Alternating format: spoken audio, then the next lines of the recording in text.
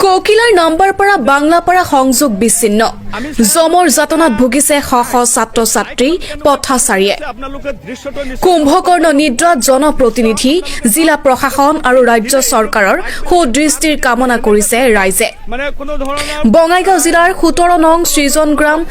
বিধানসভা সমষ্টি তথা সৃজনগ্ৰাম ৰাজচক্ৰৰ অন্তৰ্গত নাম্বাৰপাৰা বাংলাপাৰা সংযোগী পথটো মানাহ নদীৰ গৰাখহনীয়া আৰু পথাৰৰ পানী মানাহ নদীত পৰাত উল্টা খুন্দাত ভাঙি টচনচ হৈ পৰিছে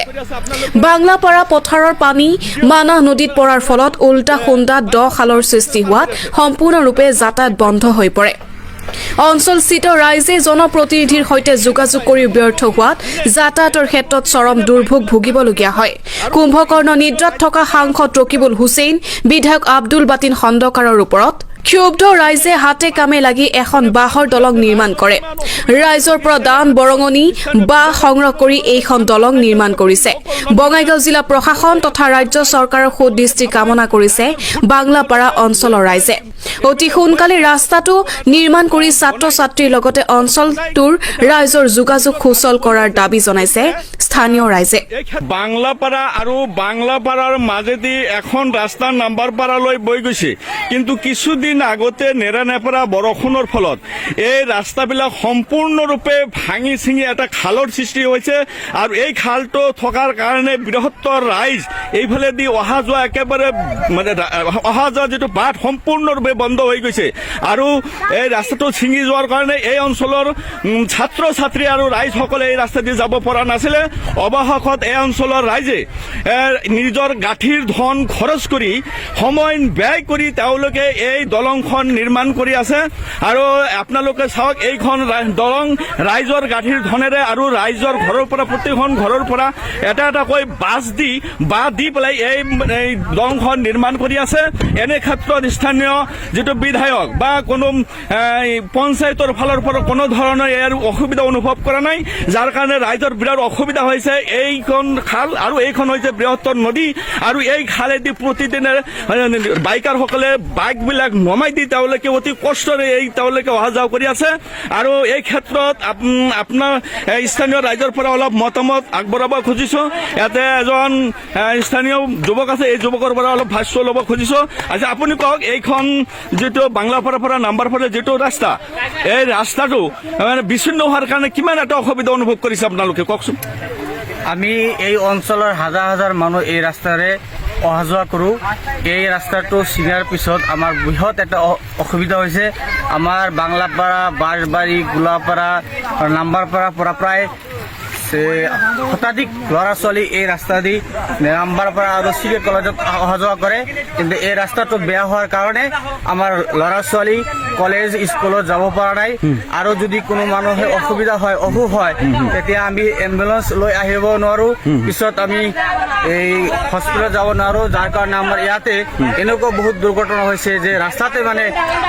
ঢুকাইছে বানপানী হ'লে আপোনালোকৰ কেনেকুৱা সুবিধা অনুভৱ কৰে আমি মানে গামোচা পিন্ধি এই ৰাস্তাত অহা যোৱা কৰিব লাগে গামোচা পিন্ধি আপোনালোকে এই ৰাস্তাত বানপানী হ'লে অহা যোৱা কৰে হয় আমি মানে কাপোৰ পিন্ধি যাব নোৱাৰোঁ এনেকুৱা পৰিস্থিতি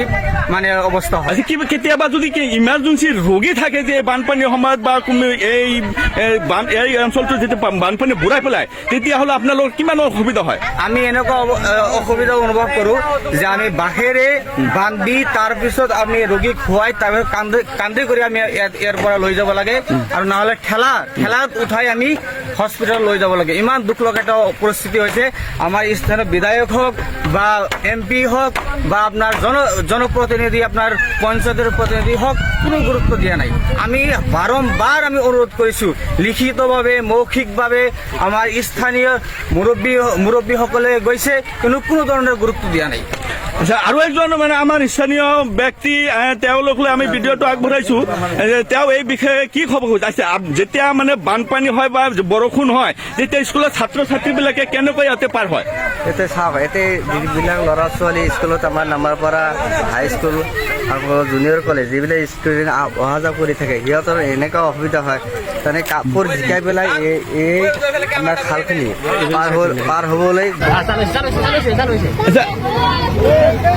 আমি চাই আছো যে এটা বাইক, এই বাইকখন কেনেকৈ পাৰ কৰি আছে আপোনালোকে দৃশ্যটো নিশ্চয় চাব পাৰিব। এটা ভয়ংকৰ দৃশ্য আপোনালোকে চাওক যে প্ৰতিদিনে এনেকৈ বাইকবিলাক যে পাৰ কৰি আছে, এনেকুৱা ক্ষেত্ৰত মানে কোনো ধৰণৰ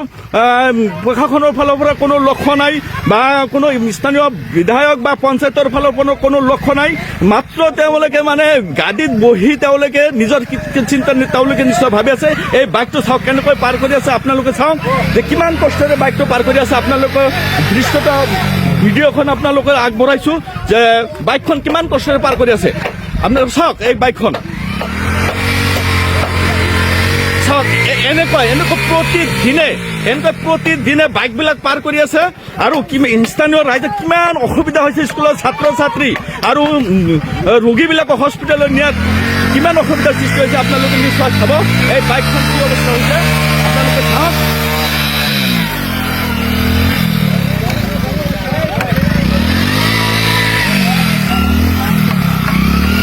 এইখন বাইক কেনেকৈ পাৰ কৰিলে? গতিকে এনেকৈ প্ৰতিদিনে বাইকবিলাক যে মানে পাৰ কৰি আছে, ৰাইজৰ কিমান অসুবিধা হৈছে। গতিকে তেনে ক্ষেত্ৰত স্থানীয় বিধায়কৰ কোনো ধৰণৰ কাণ সাৰ নাই। তেওঁলোকে কুম্ভকৰ্ণৰ নিৰ্যাত বিভোৰ হৈ আছে আৰু ৰাইজৰ কথা তেওঁলোকে ভাবা নাই। ৰাইজৰ ভোটটো তেওঁলোকে লৈ পেলাই MLA হৈ ৰাইজৰ ফুটবল এটা বনাই,